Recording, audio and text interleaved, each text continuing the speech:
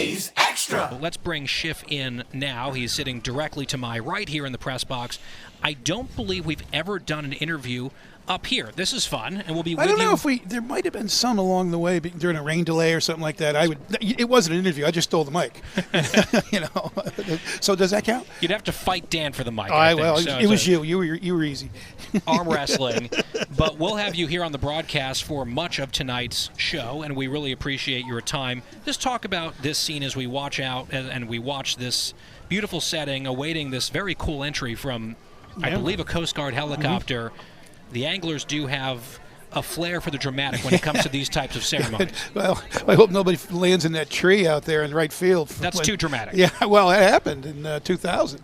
We had beautiful flyover. We had the Olympic team here, and we're playing a Cape Cod Select All-Star team, and there was a beautiful flyover by some F-14s, and then they were supposed to three jumpers were supposed to deliver the ball to the pitcher's mound. Unfortunately, one missed, and he ended up in that tree that's still there. So but it was a tough day, a tough wind, I think. But this is Americana right here. This is so special.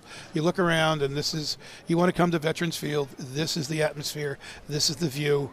This is what people come here for, along with the game. Giant American flag. First responders out there. We're waiting for the helicopter to come in, and then we're going to play a ball game. And it's just, this is people would say it's a Rockwellian setting. A minute out, apparently. You mentioned that 2000 event. Mm-hmm. Have you ever seen more spectators at this venue than you did that day? I don't think so. No, I don't believe packed. so. Yeah, they said there was upwards of 8,000 to 10,000 people there, and it was incredible. You could not see the grass on the outfield hill. There was 4 or 5 people deep. It was quite incredible. We've had some All-Star games here that had crowds that rivaled that, but I think that 2000 Olympics versus the Cape League All-Star team was probably the biggest crowd I'd seen here. And sometimes, allegedly in this league, you'll get attendance figures that are perhaps slightly inflated. Yeah, a little bit. From time to time, but maybe not that day. You think that was a legit 8 I do. grand? Yeah, I really do. I mean, it was just mobbed. And I've been on this field many, many, many years for many, many big events. And that was, you couldn't see the playground. You couldn't see, it was just mobbed. Absolutely mobbed. It was one of the most spectacular things I ever saw. We had the F-14 flyover. And we had the Cape Cod Chorale, I believe their name is, the singers at home plate, and they were singing the national anthem. And when they got to the last syllable of Home of the Brave, right on Brave came these 2 magnificent flying birds going over the top. I'm still getting emotional right now. It was, and they were probably 500 feet up. I mean, the whole place shook, but the timing was just spectacular. Home of the Brave, and here they come across. And to that point, this day and age, people can get cynical. It's been, in many ways, a tough couple of years in this country. And yet, I think something that unites almost every person in this country, and certainly here in Chatham today, is a great deal of affection and gratitude and respect for the men and women that we're seeing out there in uniform today. No question. Because all of this is fun and fluff that doesn't happen if we're not safe and protected. Yeah. And whether it's the military, the police force, or firefighters who put their lives on the line and sacrifice so much, none of this really is possible, and I think it's always worth taking an extra moment to recognize these folks. And I've never heard more people in just their normal life seeing, a fireman or a policeman or a soldier or a sailor, thank you for your service. You've never heard that as much as you've heard it now. It's always, people just don't miss it. They are very appreciative. Dan, as we start to plan the rest of this on-the-fly pregame show, as I believe the ceremony perhaps went slightly ahead of schedule, do we want to have a conversation with Schiff about some of the discussions we had pregame with both coaches here, both managers of these 2 squads? I think that's a great idea. Where is he? Where did he go? Well, my microphone was His not mic turned was on. on. I'm trying to handle other matters here, but I think that's a great idea, Guy. Why don't we do that? I've never been invited on the manager's show before. Well, it's a special 20-minute edition, Dan, so there's a first time for everything. We were chatting with both skippers, and you're not that far removed from this job for so many years, and you were actually down here honored a couple nights ago. It was fun for us to be part of that ceremony. Pretty cool thing. We'll talk about that later in the broadcast. Awesome. setting aside the changes in the game and how the league now operates, it's a new era in a lot of ways. Sure. I said earlier in the broadcast, if you just squint a little bit, it looks and feels exactly the same. No question. And it's irreplaceable.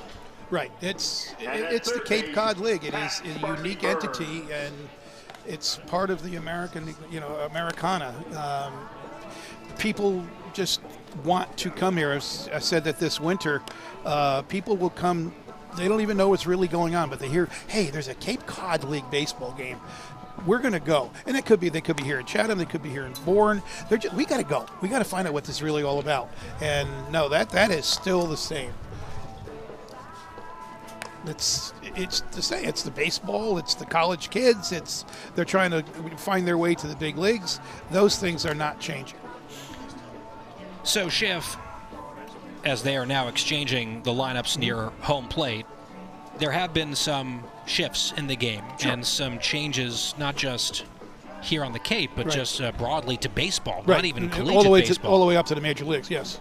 And I wonder, as you consider that and you look at what the game is today versus what it was, let's say, 20 years ago, given our anniversary here, what are the big changes? Are there pluses, minuses? How do you view that? There's a lot to me, and again, it's only me. There's a lot of minuses. It's just not. It just isn't the same game now. There's too many things in the way. One of them, the agents. The agents have more control over the players than ever before, and that's one of the reasons why I kind of said it was time to leave. Is when you're not getting the truth from anybody anymore. You think you're getting a kid for the whole summer, and all of a sudden, in July 10th, hey coach, I'm going home. What do you mean? You hurt? Did you see the trainer? Oh no, I'm tired. What? You're tired? Jeez. And you find through the grapevine that it's agents have a lot of say. They don't want their guy to play too much and get too tired because he might lose his spot in the draft, especially now, which has changed since I was here. And now they're only drafting 20 rounds. It's a big difference. And it sounds sort of like this place has always been a showcase for guys who want to make it to the next level, many of whom do. Yes. And you coached a bunch of them through the years. Right.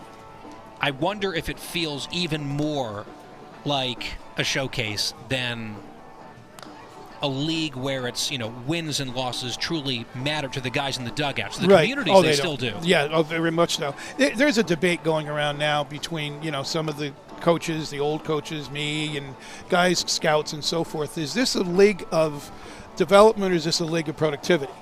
And I always managed as it's a league of development. We're here to develop these kids. And wins and losses are important, but the important to me was always to get these kids an opportunity to be seen and to get better.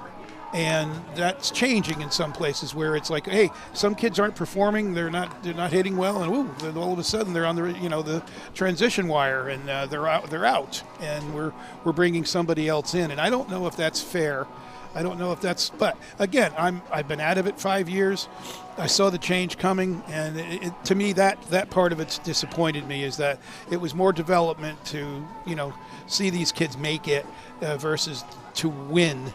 There's a combination in there someplace, a fine line someplace, because obviously you're not coming up here to try to lose, but you've made a promise to that coach that you're going to play that kid and you're going to help that kid get better, and he's not getting better when he's getting sent home.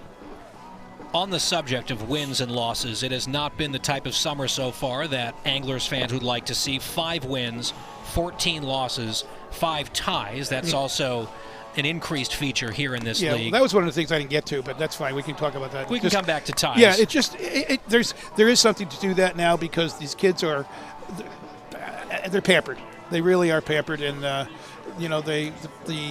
college coaches, pro scouts, agents don't want these guys overthrowing, so they're cutting back on the innings. I think that's part of, if a guy's, what kind of heart does he have? Do we know? We take him out after 50 pitches, he's still throwing really, really well. We'll never know what it's like when it's, the game is on the line and you're starting to get tired. But Major League Baseball is changing that. Starters are going only 6-7 innings now. So.